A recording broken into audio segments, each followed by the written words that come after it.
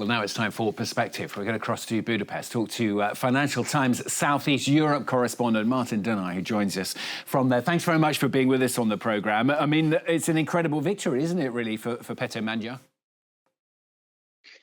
Incredible, so much that up until the very last moment, speaking to people on the street, right under your correspondent was also, I could barely find anybody that would have predicted this result. People were kind of confident that Magyar was looking good in the poll numbers, but a two-thirds majority was just not coded into the system. You have a two-thirds majority. That's what seems absolutely incredible. There were signs, weren't there, that he may just about get there in the days beforehand, but he seems to be, well over the line, really. What does it actually mean? It means that change, as promised, would actually be feasible. I think this kind of translates into the political mandate that in any normal country would just be a simple majority. So much of the Hungarian legal body has been rooted and anchored in two-thirds laws by Orban that the two-thirds majority is in fact needed to affect any real change. Changes in the media system, the judicial system, the financial system are all rooted in two-thirds laws, as are various rules governing social life in Hungary. So this actually is an awesome mandate for Magyar, but it will just mean a regular amount of freedom for him to do what a government is supposed to do.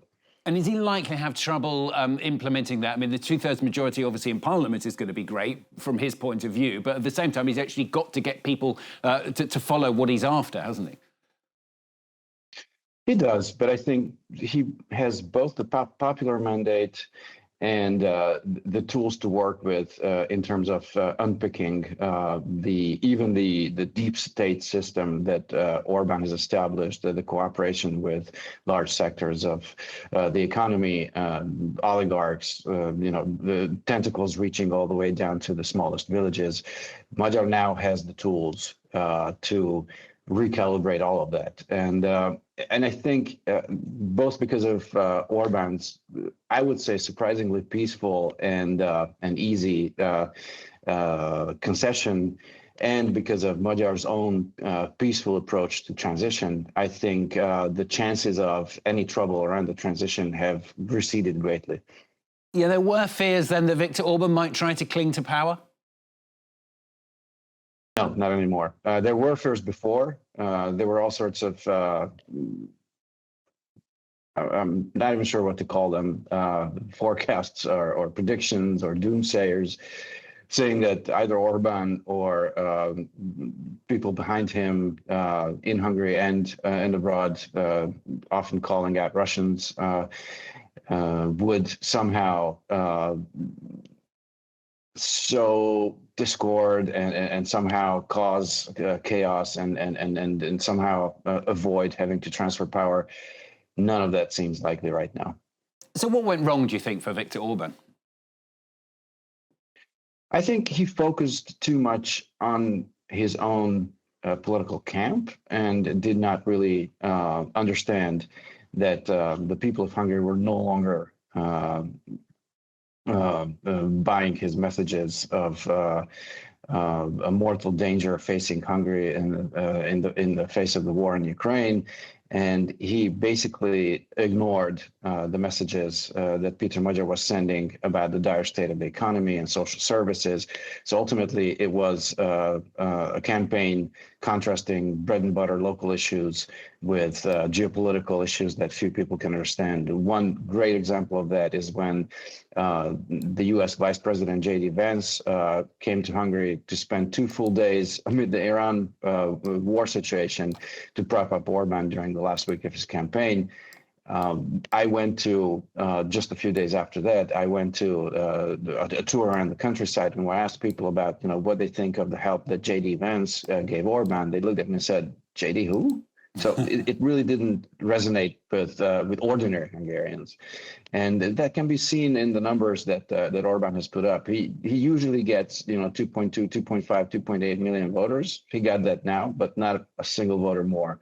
And he did not pay attention to the amalgamating force of the entire opposition under Magyar, who then ended up getting well over 3 million votes, which is the largest number of votes in a single election since the fall of communism. Yeah, he's certainly going to be missed, isn't he, by Donald Trump and also by Vladimir Putin. Well, plausibly, yes. Peter Magyar has promised a reset with European and Western alliances, and his presumptive foreign minister, Anita Orban, who is no relation to the prime minister, just the same name, said that Hungary would sit at a new place in the negotiating table, not with the Russians, but facing the Russians. And by the same token, they promised a reset of relations with the European Union. In the more immediate neighborhood, Magyar said that his first foreign trip will be to Warsaw to reset relations with longtime ally Poland, and then on to Vienna and Brussels. This is very much regional focused, regional facing, and Brussels facing government coming in. Yeah, it's going to make a big difference. I mean, already Ukraine, we've heard just in the last half hour, in fact, has lifted its warning against Hungary travel for its citizens after Magyar's victory. I mean, he's not going to be missed, isn't he? Is he certainly by Volodymyr Zelensky and by those leaders in Brussels?